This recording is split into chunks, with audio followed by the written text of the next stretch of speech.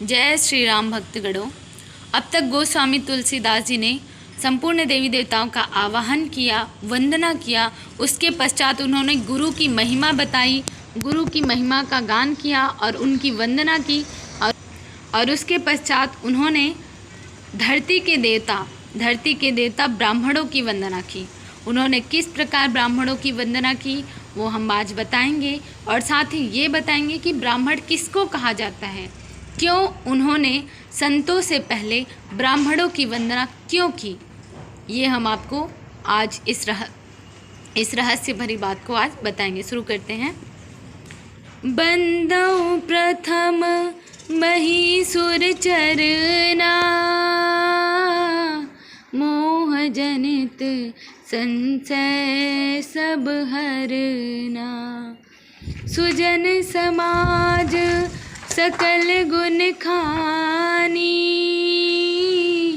करो प्रणाम सप्रेम सुबानी। राम सिया राम जय जय राम।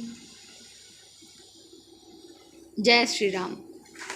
गोस्वामी तुलसीदास जी ने धरती के देवता भूसुर अर्थात ब्राह्मणों की यहाँ पर उन्होंने वंदना किया है और उन्होंने कहा है कि हे ब्राह्मण देवता, हे भूसुर अर्थात धरती के देवता, मैं आपकी वंदना कर रहा हूँ ताकि आप मेरे अंदर जो अज्ञान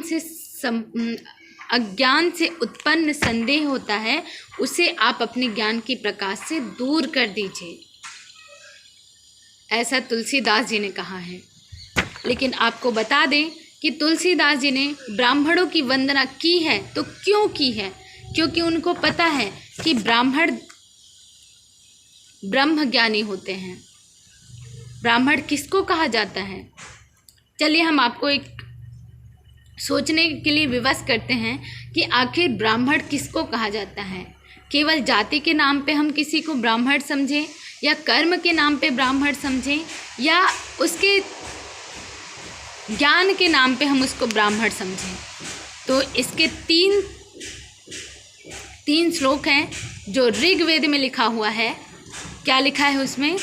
जन्म न जायते शूद्रः कर्मणा ब्राह्मणा, अर्थात जन्म से सभी शूद्र होते हैं। जिसका कर्म अच्छा होता है अर्थात जो ब्राह्मणों वाला कर्म करता है वही ब्राह्मण कहलाता है। और क्या लिखा है उसमें? जन्म न जायते शूद्रः ब्रह्म जानामि ब्राह्मणा, अर्थात जन्म से सभी शूद्र होते हैं।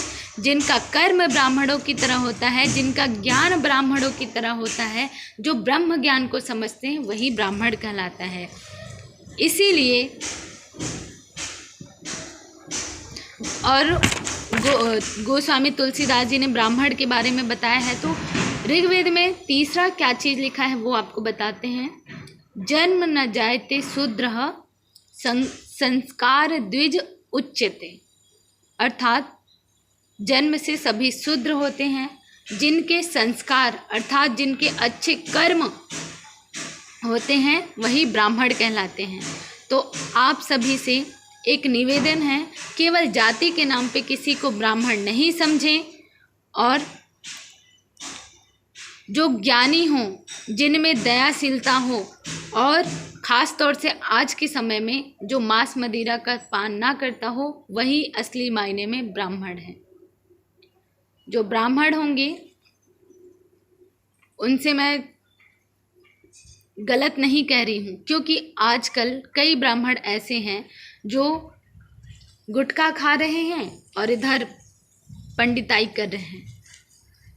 तो ये ब्राह्मण नहीं हो सकते।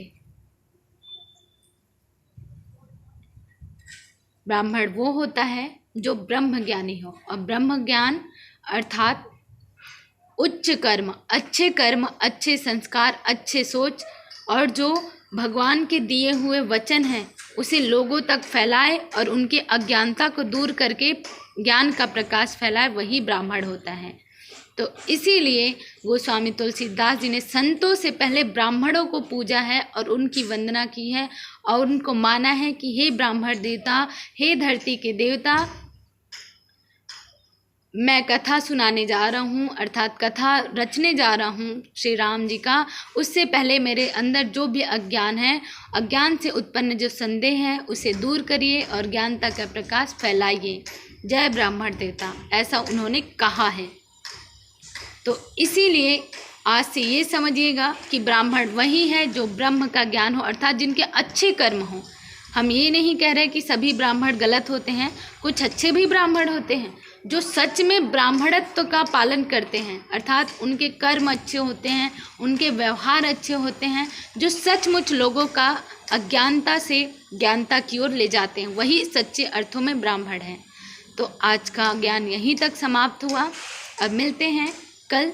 संतों की महिमा के बारे में उन्होंने क्या कहा है, संतों के चरित्र के बारे में उन्होंने क्या कहा है, ये हम कल के सत्संग चर्चा में सुनेंगे।